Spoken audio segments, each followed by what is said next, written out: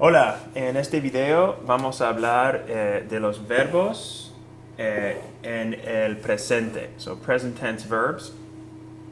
Es un video corto, short video, which will explain the present tense and how you use these verbs in the present. Kind of the boring conjugation stuff.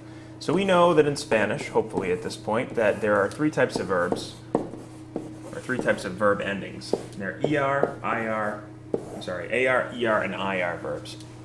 And each of these conjugations has their own set of endings.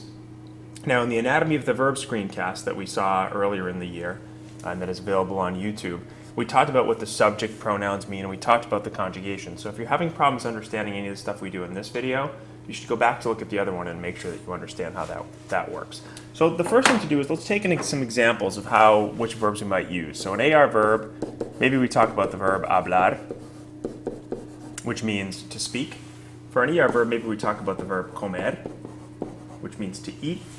And for an IR verb, maybe we take a look at the verb vivir, which means to live. It's important to know what these verbs mean before you do anything else with them, because even if you can conjugate them in every form in the language, it doesn't make a difference if you can't conjugate them. So conjugate a verb, generally what happens is, use another color here, we actually use the AR, ER, or IR to determine what the endings are going to be. And the first thing we do is we cut those endings off, and we come up with what's called the root of a verb. So if we cut the AR for the verb hablar, we're left with this as a root, habla. And that's what we're going to attach our endings onto, our appropriate endings to use them in the present tense. This verb, here's what our root would be. Over here, here's what our root would be. And basically, we have 6 different conjugations depending on what we want to say. So let's take another slide and let's take a look at, by itself, the verb hablar. So once again, the verb hablar, we know means to speak, or sometimes to talk. It's really interchangeable. So with this verb, we have our conjugations, right? Yo form means I. We want to say I speak, yo hablo. Here's our root. We add our ending, which is an O, and it's yo hablo. ¿Verdad? That means I speak. The to form, which means you. Here's our root again, hablo, and we add our ending, and it's an AS, hablas. Then the form that we talked about, él, ella, usted, which is the third person form. This one meaning he, this one meaning she, and this one meaning you formal, somebody that you don't know. There's one form for all of these verbs. And here's our root, one form for all of these subjects. Our root again is habl, we add an a on, and that's our ending. So once again, looking at these verbs, yo hablo, I speak. Tú hablas, you speak. And these ones here, él habla, he speaks, she speaks, and you formal speak. These are all of our singular forms. We're all talking about only one form. So when you've looked at conjugations in the past, you've likely seen these 2 columns set up. And these 2 columns, you probably know that these are singular and plural. So let's go over to our plural column. What happens over there? Well, the plural column, we have verbs that are in the plural. So we talk about subjects like nosotros, meaning we. Same process. Come up with our root, and our ending for this is amos for an AR verb.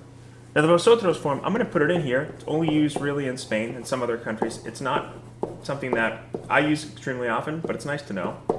Habláis is your ending.